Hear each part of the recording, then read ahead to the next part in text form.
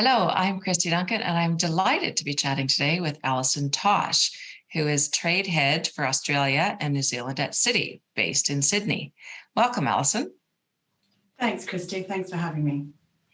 Today, Alison and I are going to talk about supplier payments within the context of global supply chain disruptions. First driven by the pandemic, now prolonged by the catastrophic Russia-Ukraine conflict. With these disruptions, companies are continuing to evaluate their supply chains while looking for strategies to ensure that they protect their ability to produce goods and build a robust supply chain. We've got a lot to cover in today's discussion, so let's get started. Alison, can we kick off this discussion by telling the audience a little bit about your role at Citi and how you got there? Sure. I've been with Citi for 17 years now and worked in a number of different countries. At the moment, I'm in Australia, heading up the trade team, as you've said, for Australia and New Zealand. And in this role, we help customers with both their domestic and international trade needs, provide trade financing, and also have a suite of structured trade finance solutions to address their working capital needs. Fantastic. So you're the trade expert here. We've seen a lot of supply chain disruptions around the world over the past couple of years. Do you want to maybe share some insights as to the cause of this? Sure. Look, it really was a perfect storm of conditions that we met during the pandemic and really hit their peak in 2021, actually. If you take a step back and think about the conditions of we were in pre-pandemic, the way in which we managed our supply chains was really a drive for efficiency. It was about keeping inventory levels at a minimum to perform on working capital objectives and taking a just-in-time approach to sourcing. But then the pandemic hit and, everything sort of shut down. Labour shortages were created by the stay-at-home orders that were put in place, internationally. Logistics and shipping, really was brought to a halt in many cases. We didn't have the required labour to sort of unload ships and load ships for trucks drivers to sort of deliver those goods to people. There was really a breakdown across the supply chain. But what then compounded this was, governments tried to stave off that threat of recession by introducing financial stimulus packages to drive consumption. And that really actually drove consumption in the area of goods as opposed to services, because we were all locked down and we couldn't consume services. So we were driving that spend into goods, and we needed to and that demand for goods actually peaked to higher than pre-pandemic levels, really. And the supply chains were simply not ready for this. Retailers, as I said, they didn't have the stock on the shelves. They were carrying really low inventory. Supply chains and production plants weren't ready to produce it. And we couldn't deliver it in timely manners to get goods and parts to manufacture goods, to where they needed to go. So it really created a lot of congestion and delays.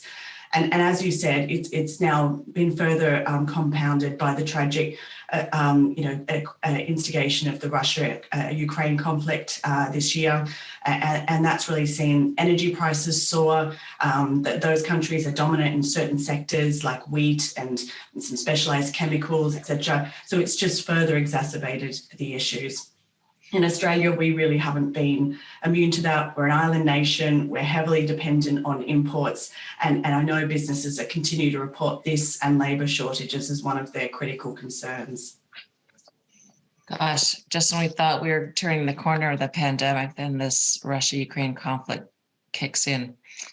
From a corporate perspective, Alison, how are companies reassessing their supply chain in light of these disruptions, and who knows where we go forward from this? Yeah, well, Kristy, it really showed that the intricacies of our supply chains and the complexities and the sheer globalization was probably really underappreciated at the time. We didn't understand how global we'd become. 20 years ago, you would have seen, close to 70% of manufacturing and production done in the home region, whereas now that turned to 70% from emerging markets as we went for that drive for efficiency and cost reduction. So, companies were really exposed in a number of sectors in particular, like we hear about semiconductors, for instance. So companies have really had to reappraise the way in which they run their supply chains and think about, concepts around nearshoring, which is completely contradictory to what we've heard for many years around offshoring and finding lower sourcing options. Or thinking about really fast pacing some of those digitization and automation solutions for the production so that we can reduce the reliance on labour should another unfortunate health crisis reappear. And then, also thinking about how do they diversify the geographies with which they source from so that they have that backup option and they can pivot from one geography should there be a crisis outbreak and pivot to the alternate geographic location they've set up for sourcing. It really has been about thinking about creating a lot more supply chain redundancy and making sure that you're never caught out by, one point of failure in your production or one point of failure in your route to market to get those goods to where they need to be. But from a company's, balance sheet and working capital perspective, this has actually had a lot of impacts for them. Going from a sort of just-in-time approach to holding inventory to a just-in-case and really holding higher stock levels has impacted working capital. We're having to create new supplier relationships for those sort of continuity situations. And then, the CapEx and investment that needs to be made in this sort of re-engineering of supply chains is really having an impact to companies' balance sheets. Well, it just goes so far that the implications run so deep across these industries, across the companies, across how they run their business, their whole business model, and then, of course, the financing for all of that. So when we talk about financing, clearly banks are perhaps in a position to support clients in managing the supply chain issues. Can you share some thoughts as to how banks can help companies to strengthen their supply chains? Yeah, it has been a period where companies have really re-looked at the way in which they're managing their supply chains and thinking about driving resiliency through that supply chain. Never before has the way in which suppliers get paid been more critical. And buyers want to make sure that they're seen as a timely, efficient buyer who makes payments on time to their suppliers and also offers them options for early payment should those suppliers need the liquidity and the capital to create their own resiliency in this situation. And options that banks can help with here is supply chain finance programs, which I think many of us have heard of, but probably thought of as a working capital tool rather than a supply chain resiliency option.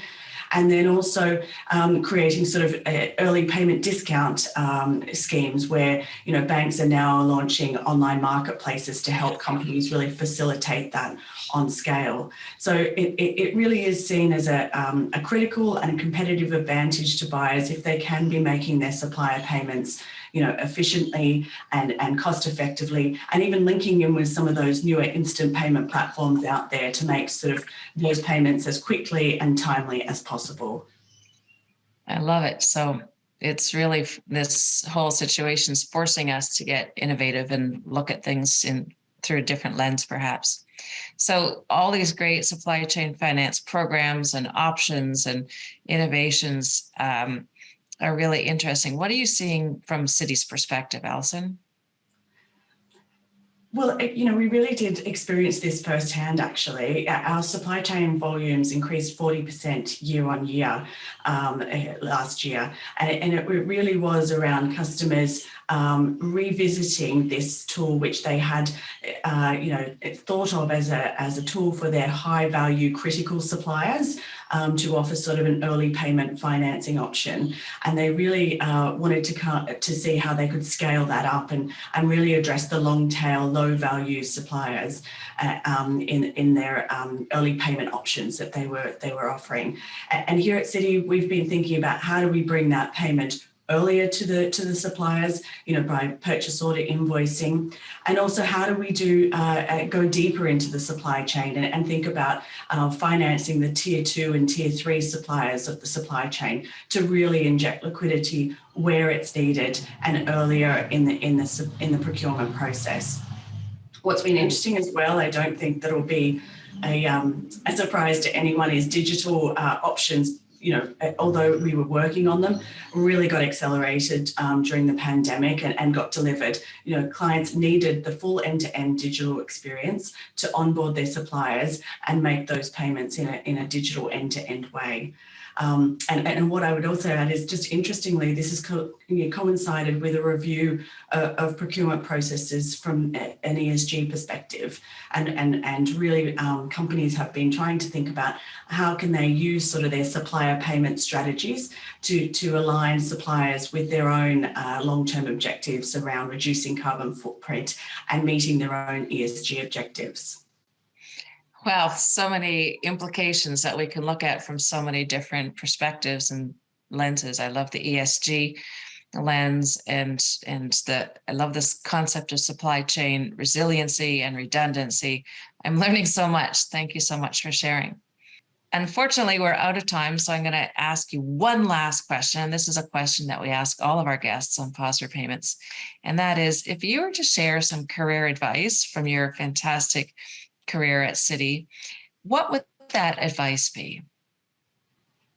Look, I think I'd encourage people to never sort of say no immediately, to really think about opportunities that they're presented with. I myself have switched functions many a time, from a product management to a sales function to an operational side of things. And at the times of those junctures and considering those different roles, I probably, didn't think I have the skill set required. But, there really is a lot of, transferable skills into different functions, and they can give you many opportunities to see the business from a different side and really set you up for that sort of next level of management, so that you have a full appreciation of what and how the business is being run from various different angles across the organisation.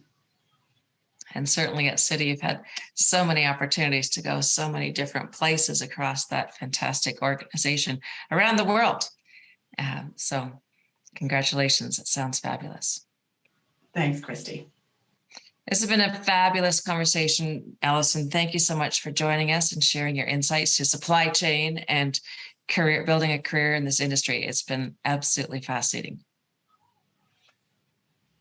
I'd like to thank all of our audience for listening and joining us today, and encourage you to join us for the other Pause for Payments discussions that we have with other inspirational women from around the world of payments. Thanks, everyone.